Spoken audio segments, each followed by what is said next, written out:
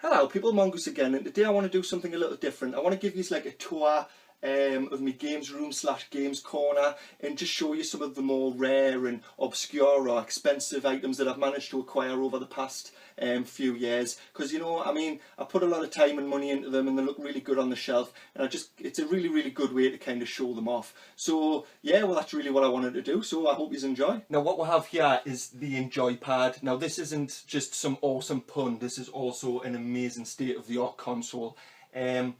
You know, very iconic console, and I had to have it in the box, you know, complete in box and Enjoy Pad. They're hard to get a hold of, but you know, I had to have one. I mean, as you can see, they're very much stylized on the original PlayStation, and it's just a real, you know, you can see just by how it works, it's a real solid piece of kit.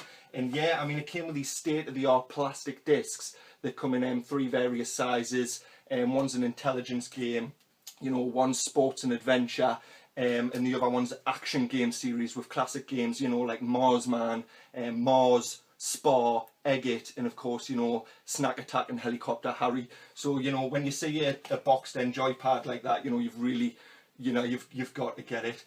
Just an amazing bit of kit. I chuffed to have it in my collection. And I've got to shout out the controllers. I don't know who designed the Enjoy Pad controllers, but they're very reminiscent of another controller. I can't quite think off the top of my head what that controller is. But yeah, I mean, they're highly unresponsive, and yeah, the plastic's kind of made from this very it's a very thin plastic, and honestly I think I could possibly shatter it just through mental thought alone,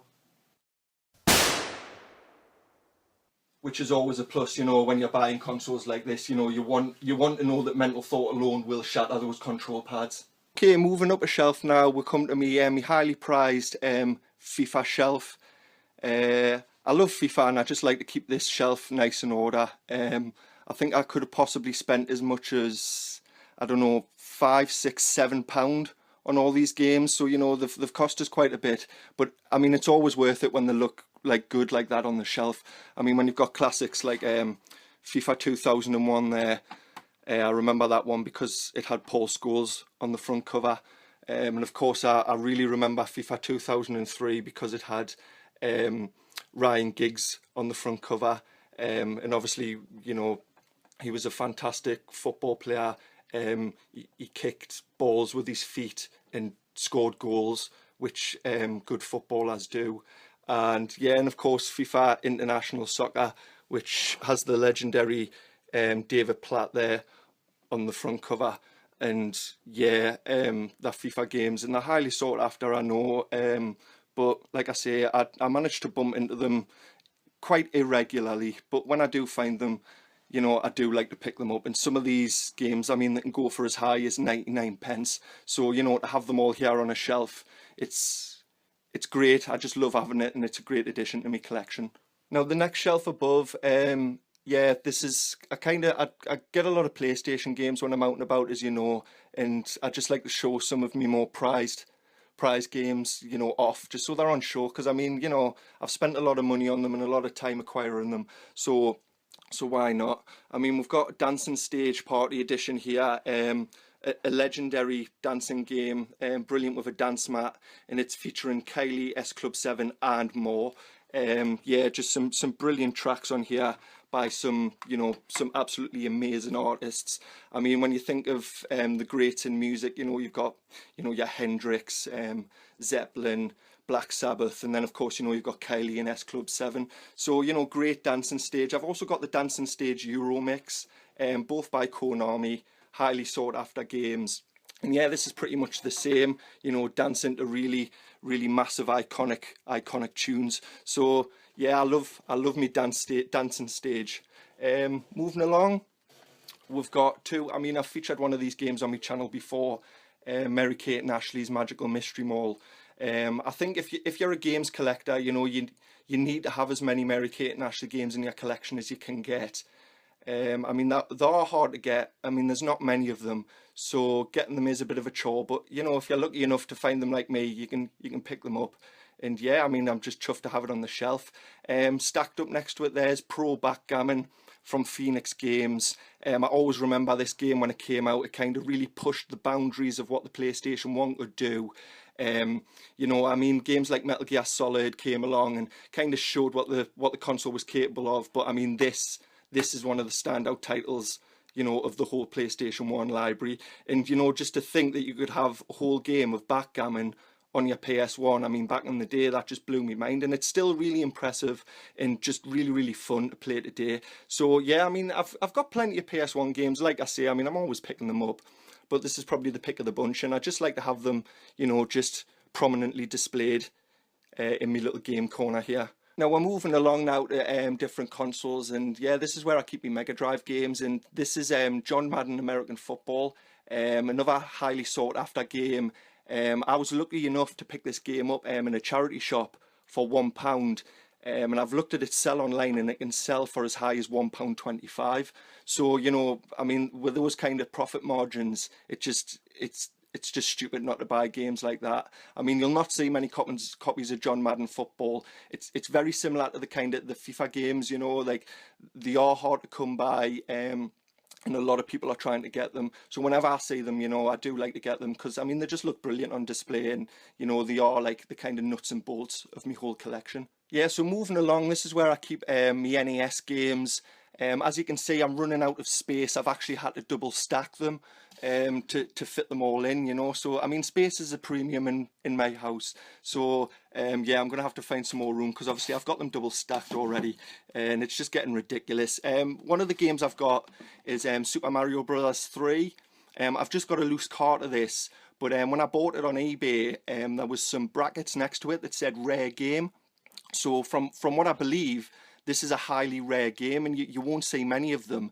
I've done my research, and that could be as little as, you know, 10 to 20 million copies of this game. So as you can see, it's pretty hard to get, and you know, I was lucky enough to get it. And if the guy on eBay hadn't written like rare in brackets next to it, I may not have known, and I may not have paid as much as I did for the game. So I want to thank that seller on eBay, because you know, if you don't put rare in them brackets, then people aren't going to know these are rare games.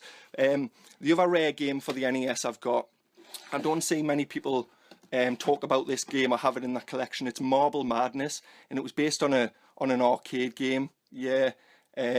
It's a strange game because it's hard to get used to. I mean, if you press start in this game, it will pause the game, which is always like a bit hard to get used to, you know.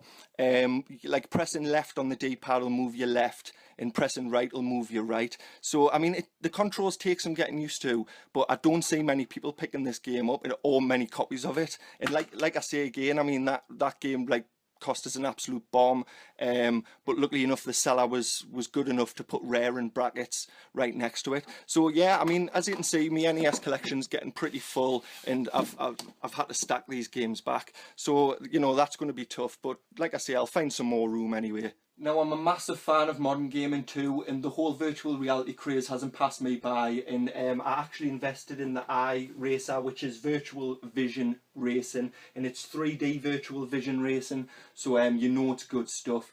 And yeah, I mean, it's just so immersive and fun to play, just so realistic. Oh, screw you, pal! Where'd you get your bloody licence? A Kinder Egg? Oh, Jesus, bloody speed cameras! Bloody great. Another fixed penalty in the friggin' post. Yeah, I absolutely love it, and I can see why virtual reality is, you know, taking over the world and taking the world by storm the way it is, with, you know, groundbreaking stuff like the iRacer. Now, I've mentioned, you know, I do have quite a few consoles, but this one here in particular is very special. I don't know a lot about it, but it's obviously some kind of limited edition due to the kind of, you know, the kind of pukey, yellowy green colour of it. I don't know, it could have been a limited edition released with Buggerman or something, just by the kind of green, snotty, Bailey kind of look of it. Yeah, but I mean, most Super Nintendos are grey, but for some reason this one is kind of, I don't know how I'd describe the colour, browny, kind of greeny sort of baby shit colour. I don't know, it's just, it's a strange colour, and I literally can't find any kind of information about this limited edition colour Super Nintendo Online, and I mean honestly that just leads me to believe that this can only be worth like thousands and thousands of pounds due to its rarity, you know. So like I say, I mean, leave us something in the comments if you know anything about this kind of limited edition colour Super Nintendo. Yeah, and finally, I'm a massive, you know, movie fan, and over here I've kind of got me Jeff Goldblum corner, and what I'm a massive Jeff Goldblum fan, and I just like to come to me Jeff Goldblum corner next to such classics that he was in as Jurassic Park and Independence Day, and I just like to chill here, you know, maybe meditate and just, you know, just relax and let the stresses of the day ease away. Yeah, I mean, movies is a massive part of my life as well, and obviously Jeff is a huge part of that. So I just wanted to show you that. That's my top shelf, my special Jeff Goldblum corner. And like I say, I just like to chill out here sometimes and just come and just relax, maybe meditate or something. Well, that's about it. I hope you enjoyed, but like I said before, it's just kind of a lot of obscure and rare, expensive things that I don't often get a chance to talk about on the channel. So this kind of collection or room tour, corner tour, whatever you want to call it, it's just a really, really good way of showing off some of the more obscure and rare things in my collection. A lot of stuff I'm very proud to have, and yeah, as you can see, that I mean the shelves are just looking absolutely amazing now with some really cool and rare items. So I'm just absolutely chuffed to bits. So thanks very much for watching, people, and like always, you know, if you've enjoyed what you've seen, please hit that like button. If you've enjoyed it in particular, please hit the subscribe button, and like always, people, leave your comments because I love your feedback. Having a bit of crack and some jokes and banter with all you guys in the comments, it's absolutely amazing. So yeah, thanks very much for watching, people. Hopefully I'll catch you next time. Bye.